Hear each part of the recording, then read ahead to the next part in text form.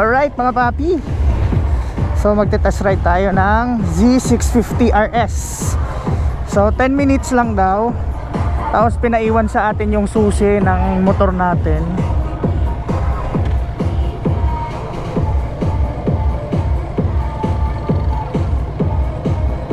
Lagyan natin sa 2. Yun. Alright. So nagpirma ako ng waiver, nag-iwan ako ng ng ID, government ID. Alright. Woo! Okay, shit. My God, nakakapanibago men. Pero actually mga papi, first impression ko sa kanya, para lang siyang CB400, di ba? Para siyang CB400, ang laki niya, ang size niya, ang seat height niya. Mababa siya actually, maganda. Okay. Alright. Okay. So hindi overwhelming yung power niya mga papi, no? Okay. So kayang-kaya. May waiver na yung pinirmahan kanina. Nagsasabi doon na lahat ng, kapag nagkaroon ng damage ang motor, sagot natin yun. Kaya mag-iingat pa rin tayo, no? Huwag tayong gigil. Although excited tayo mga papi, huwag tayong gigil kasi malaking babayaran natin. Alright, malupit. Okay. Sarap, sarap. Oh my God, classic baby. Woo! Ang sarap. Putsa. Bawal tayo magmura, putang ina. Pero ang sarap, ang sarap. Nice. Z650 RS Classic. Yung una kong nakita nito na ano tawag dito, na model is Z900 RS din.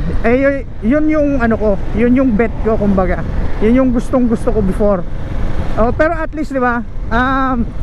Mas mababang CC pero halos kapareho. Mas mabigat-bigat lang yon kasi inline to lang ata to, or inline to ba to or twin cylinder, mga ganyan. Ewan natin, pero ganyan yung sistema ng niya, ng makina. Shit!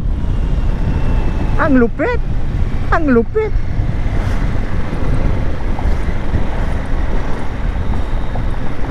Ang ganda, ang sarap niyang dalhin men.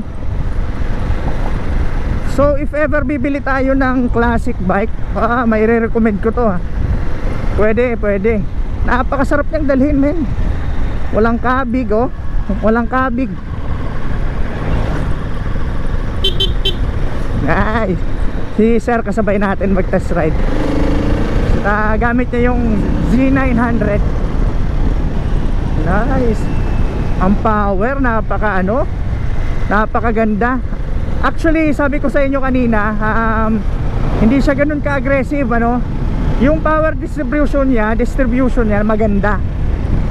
Ito yung gusto ko sa mga ganitong klaseng motor, yung classic. Hindi siya aggressive masyado, hindi overwhelming yung power niya. Hindi katulad nung ibang naked bike na na-try ko, mas aggressive sila. Ang style nito talagang almost parehong-pareho sila ng CB400. Alright. Suspension maganda. Ang upuan napakalambot, di ba? Ang apakan okay na rin. Hindi siya ganun kalaki. So meaning hindi siya yung makapal. So parang lang siya, parang tube. Ayan parang tube lang siya. So sa long ride medyo mangalay ito, masakit ito sa sa palad ng paa mo. Alright. Sarap. Banking.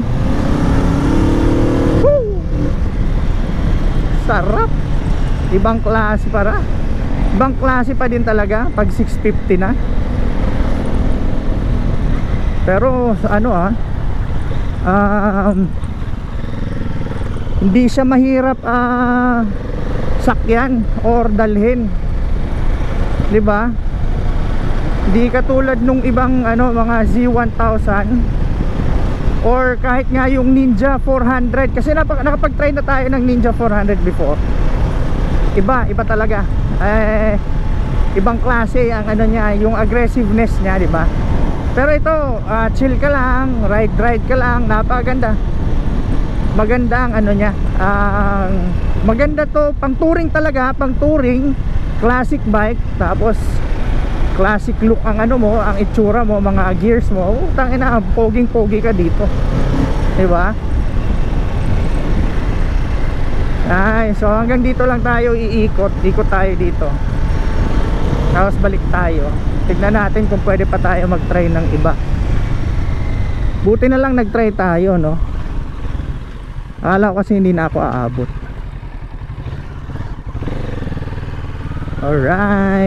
Alrighty. So natin yung 360, taas natin para malupit. Ayan, oh. Yun. Nakaharang ba sa nakaharang sa natin, Hindi na yan. Kaya pa naman. Nakikita ko pa naman. Alright. So napakadali lang ng proseso ng test ride nila. Hindi masyadong komplikado, hindi masyadong maarte yung yung sistema. So napakagaling. Buti na lang daw hindi tayo nag-test ride kahapon sa kanong first day. Kasi halos hindi namamahing atong mga motor, no? Diba? Woohoo! Ang sarap.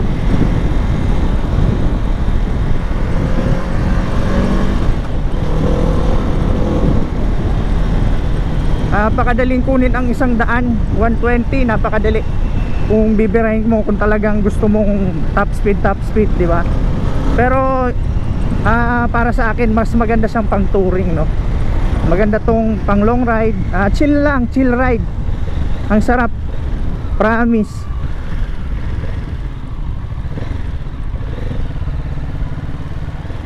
Try natin dito. Pa.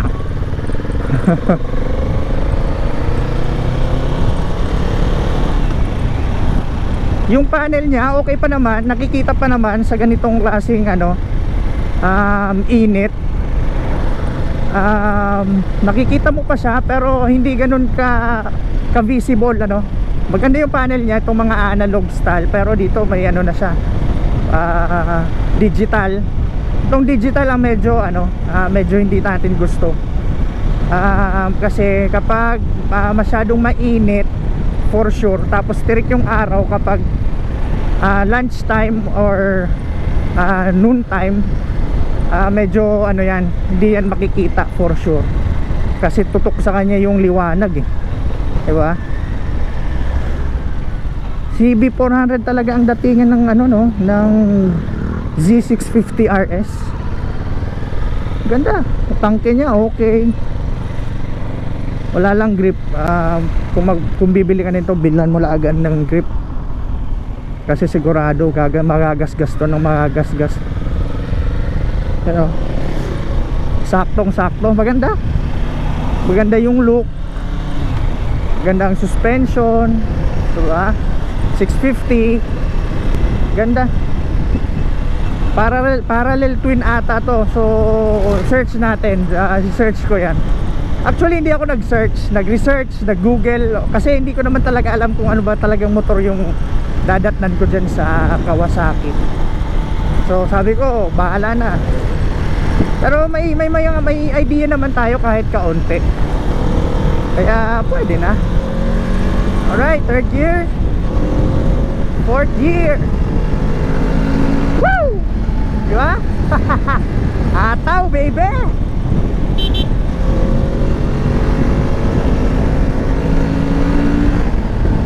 Nice! Diba? Ang daling kunin ang 120, men, sa fourth gear. Malupit. So walang top speed tayo. Malakas yung motor. Wag na nating i-try pa na isagad. Kasi hindi sa atin tong motor na to. Okay, so hindi ko alam kung naririnig nyo ba ako sa audio natin.